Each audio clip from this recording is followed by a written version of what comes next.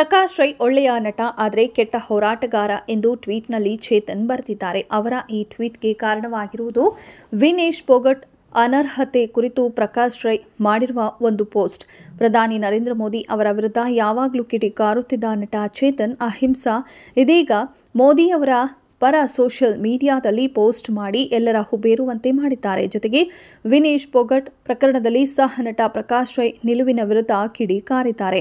50 ಕಿಲೋಗಿಂತ 100 gram ತೂಕ ಹೆಚ್ಚಳವಾದ ಹಿನ್ನೆಲೆ Paris Olympics 2024ರ final ಕುಸ್ತಿ ಪಂದ್ಯದಲ್ಲಿ ಹೊರಬಿದ್ದ ವಿನೇಶ್ ಫೋಗಟ್ ಪರ ಮೋದಿ ವಿರುದ್ಧ ಪೋಸ್ಟ್ ಹಾಕಿದ್ದ ಪ್ರಕಾಶ್ ರೈ ನಡೆಯನ್ನ ಚೇತನ್ ಟೀಕಿಸಿದ್ದಾರೆ. ಅದರಲ್ಲೂ ಮೋದಿ ಪರ ನಿಂತ ಅಹಿಂಸಾ ಚೇತನ್ ನಿಲುವು ನೋಡಿ ತುಂಬಾ ಮಂದಿ ಆಶ್ಚರ್ಯಪಟ್ಟಿದ್ದಾರೆ.